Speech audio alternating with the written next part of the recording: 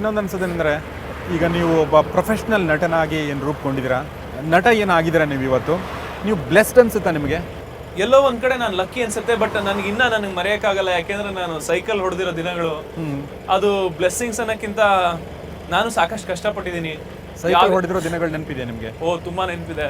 ನಾನು ಗಾಂಧಿನಗರದಲ್ಲಿರೋ ಬಹುಶಃ ಎಲ್ಲಾ ಹೋಟೆಲ್, ಎಲ್ಲಾ ಲಾಡ್ಜ್ಗಳಲ್ಲಿ, ಎಲ್ಲಾ ರೂಮ್ಗೆ ಹೋಗಿ ಯಾವ್ದಾವ್ದೋ ಡೈರೆಕ್ಟರ್ಗಳನ್ನೆಲ್ಲ ಮೀಟ್ ಮಾಡಿದೀನಿ. ಯಾವ್ದೋ ತೆಲುಗು ಸಿನಿಮಾ ಡೈರೆಕ್ಟರ್ಸು, ಯಾವ್ದೋ ತಮಿಳ್ ಸಿನಿಮಾ ಡೈರೆಕ್ಟರ್ಸು, ಆಮೇಲೆ ಒಂದು ತುಳು ಸಿನಿಮಾ ಕೂಡ ಮಾಡಿದೀನಿ ನಾನು.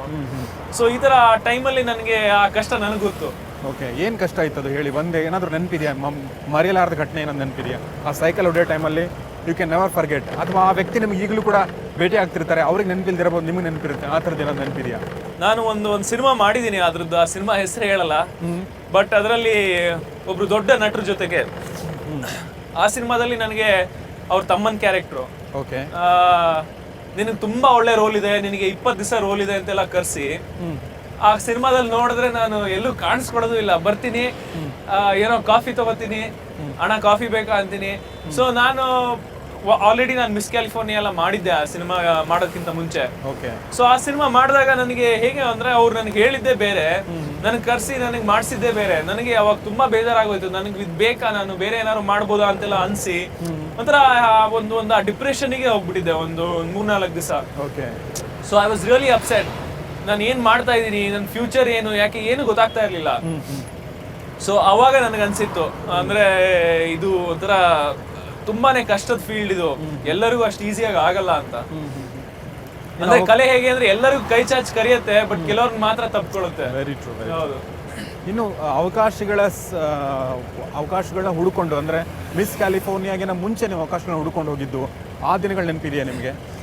ಆ ದಿನಗಳು ಹೀಗೆ ಇತ್ತು. ನನಗೆ ಯಾವಾಗ ಒಂದು 2 ವೀಲರ್ ಇತ್ತು ನನ್ನ ಹತ್ರ, ಬೈಕಲ್ಲಿ ನನಗೆ ಎಲ್ಲೆಲ್ಲೋ ಕರ್ಸೋರು. ಅಂದ್ರೆ ಯಾವ್ದೋ ಲಾಡ್ಜಿಗೆ ಅಲ್ಲಿ ಗಂಟೆಗಟ್ಲೆ ಕೂರ್ಬೇಕು, ಅವ್ರು ಏನೋ ಸುಮ್ನೆ ಬರಿತಾ ಇದ್ರು. ಅವರು ಏನ್ ಬರಿತಾ ಇದ್ರು ಯಾರಿಗೂ ಗೊತ್ತಿಲ್ಲ, ಅವ್ರು ಬಟ್ ಮಾತಾಡಿಸ್ತಾ ಇರ್ಲಿಲ್ಲ. ಗಂಟೆಗಟ್ಲೆ ಸುಮ್ನೆ ಕೂರ್ಸೋರು, ಇಲ್ಲ ಯಾರು ಬಂದ್ರೆ ನಮ್ಮನ್ನ ಆಚೆ ಕಳ್ಸಿ ಮತ್ತೆ ಒಂದು ಅರ್ಧ ಗಂಟೆ ವೇಟ್ ಮಾಡ್ಸೋರು, 1 ಗಂಟೆ ವೇಟ್ ಮಾಡ್ಸೋರು. ಮತ್ತೆ ಒಳಗ್ ಬಂದ್ರೆ ಮತ್ತೆ ಅದೇ ಕೇಸು, ಸುಮ್ನೆ ಕೂತಿರ್ಬೇಕು. ನಮ್ಗೆ ಏನಕ್ಕೆ ಕರ್ಸಿದೀರಾ ಏನು ಹೇಳ್ತಾ ಇರ್ಲಿಲ್ಲ. ಅಂದ್ರೆ ಅದು ಯಾಕೆ ಹಾಗೆ ಮಾಡ್ತಾ ಇದ್ರು ಏನು ಗೊತ್ತಿಲ್ಲ, ಬಟ್ ತುಂಬಾ ಜನ ಆ ತರ ಮಾಡಿದ್ದಾರೆ. ಅವಮಾನ ಆಗಿದೆಯಾ ಆ ಟೈಮಲ್ಲಿ ನಿಮಗೆ? ತುಂಬಾ ಆಗಿದೆ. ಅಂದ್ರೆ ಕೆಲವರೆಲ್ಲ ಏನ್ರಿ ನೀವು ಇಷ್ಟು ಬೆಳ್ಳಗಿದ್ದೀರಾ, ನಿಮ್ಗೆಲ್ಲ ಸೂಟ್ ಆಗಲ್ಲ ಬಿಡಿ ಸಿನಿಮಾ, ಕನ್ನಡ ಸಿನಿಮಾಕ್ಕೆಲ್ಲ ನೀವು ಆಗೋದೇ ಇಲ್ಲ. ಸೊ ಈ ತರ ಎಲ್ಲರ ಮುಂದೆ ಹೇಳೋದು. ಆಮೇಲೆ ನೀವ್ ಯಾವ್ದಾರು ಈ ಹಿಂದಿ ಸೀರಿಯಲ್ ಮಾಡ್ಬಿಟ್ರಿ ಅಲ್ಲಿಗೆ ಸೂಟ್ ಆಗ್ತೀರಾ, ಇಲ್ಲಿಗೆಲ್ಲ ಆಗಲ್ಲ. ಸೊ ಈ ತರದೆಲ್ಲ ತುಂಬಾ ಹೇಳಿದ್ದಾರೆ. ಆಮೇಲೆ ನೀವೇ ದುಡ್ಡು ಹಾಕಿ, ಅಂದ್ರೆ ನಾನು ಈಗ ಒಂದ್ ಸ್ವಲ್ಪ ಈಗ ಬೆಳ್ಳಗಿದ್ದೀನಿ ಅದನ್ನೆಲ್ಲ ನೋಡ್ಕೊಂಡು, ಏನೋ ತುಂಬಾ ರಿಚ್ ಇರ್ಬೋದು ಇವರು, ಏನೋ ದೊಡ್ಡ ಫ್ಯಾಮಿಲಿಯಿಂದ ಬಂದಿರ್ಬೋದು. ಸೊ ನೀವೇ ಪ್ರೊಡ್ಯೂಸ್ ಮಾಡ್ರಿ, ಒಂದು 25 ಲಕ್ಷ ಹಾಕಿ, ಉಳಿದಿದ್ದು ನಾನು ಹಾಕ್ತೀನಿ, ನಿಮ್ಗೆ ಹೀರೋ ಮಾಡ್ತೀನಿ. ಸೊ ಈ ತರದೆಲ್ಲ ನಾನು ಸಾಕಷ್ಟು ಕೇಳ್ಬಿಟ್ಟಿದ್ದೀನಿ. ಸೊ ಇದ್ರಲ್ಲಿ ನಾನು ಒಂದು 70% ಇದೇ ತರ ಆಗಿದೆ. ನೀವೇ ದುಡ್ಡು ಹಾಕ್ಬಿಟ್ರಿ, ಒಂದು 25 ಲಕ್ಷ ತನ್ನಿ ಸಾಕು, ಒಳ್ಳೆ ಸಿನಿಮಾ ಮಾಡ್ಬಿಡೋಣ. ಸೊ ಈ ತರದೆಲ್ಲ ಸಾಕಷ್ಟು ಕೇಳ್ಬಿಟ್ಟು. ಸೊ ದಿಗಂತ್ ಅವರ ಈ ಫೇಸ್ ಬಹುಶಃ ತುಂಬಾ ಜನರಿಗೆ ಗೊತ್ತಿಲ್ಲ, ಯಾಕಂದ್ರೆ ನೀವು ತುಂಬಾ ಚೆನ್ನಾಗಿದ್ದೀರಿ ನೋಡಕ್ಕೆ, ಟ್ಯಾಲೆಂಟೆಡ್ ಅಂತ ನಾವು ಅನ್ಕೊಂಡಿದ್ವಿ. ಸೊ ಸ್ಮೂತ್ ಸೇಲಿಂಗ್ ಅಂದ್ರೆ ನೀವು ಶುರುವಾತ್ ಅಂದ್ರೆ ಆರಂಭನೇ ತುಂಬಾ ಸ್ಮೂತ್ ಆಗಿರುತ್ತೆ ಅಂತ ತುಂಬಾ ಜನ ಅನ್ಕೊಂಡಿರ್ತಾರೆ. ಹೌದು, ನಾನು ಎಲ್ಲೂ ಹೇಳಿಲ್ಲ, ಯಾರಿಗೂ ಗೊತ್ತಿಲ್ಲ ಇದು. ಹೌದು. ಸೊ ಬಟ್ ಎಲ್ಲಾ ಸಕ್ಸಸ್ಫುಲ್ ಆಕ್ಟರ್ಗಳು ಅಥವಾ ಹೌದು ಎಲ್ಲರೂ ಈ ಫೇಸ್ ಮಾಡಿರ್ತಾರೆ ಅನ್ಸುತ್ತೆ. ಅಂದ್ರೆ ಬೇರೆಯವ್ರಿಗೆ ಕಂಪೇರ್ ಮಾಡಿದ್ರೆ ನಂದು ಬೆಟರ್. ನಿಜ ಹೇಳ್ಬೇಕು ಅಂದ್ರೆ ಈಗ ನನ್ ಸಾಕಷ್ಟು ಜನ ಇಲ್ಲಿ ಫ್ರೆಂಡ್ಸ್ ಇದಾರೆ ಇಂಡಸ್ಟ್ರಿಲಿ, ಎಲ್ಲ ಈಗ ತುಂಬಾ ಒಳ್ಳೊಳ್ಳೆ ಸೀನಿಯರ್ ಆಕ್ಟರ್ಸ್ ಇದಾರೆ. ಅವ್ರಿಗೆ ಕಂಪೇರ್ ಮಾಡಿದ್ರೆ ಆಕ್ಚುಲಿ ನಂದು ಸ್ಟ್ರಗಲ್ ತುಂಬಾನೇ ಕಮ್ಮಿ ಇದೆ. ಮೂರ್ತಿ ಹಿಂಗೆ ರೂಪುಗೊಳ್ಬೇಕಾದ್ರೆ ಬ್ಯೂಟಿಫುಲ್ ಆಗಿ ಈ ತರ ಉಳಿಗೇಟುಗಳು ಬೀಳ್ಬೇಕಂತಾರಲ್ಲ, ಹಾಗೆ ಇರ್ಬೋದು, ಎಲ್ಲರ ಲೈಫಲ್ಲಿ ಇರುತ್ತೆ ಅಂತ ಅನ್ಕೋತೀನಿ. ಸೊ ನಾವು ಇವಾಗ ನಾನು ಹ್ಯಾಪಿ. ಬಟ್ ಹ್ಯಾಪಿ ಅಂದ್ರೆ ನಿಮ್ಗೆ ಈಗ actor he cannot be happy. ಯಾಕೆಂದ್ರೆ ಚಾಲೆಂಜಸ್ ಗಳು ಬರ್ತಾನೆ ಇರುತ್ತೆ.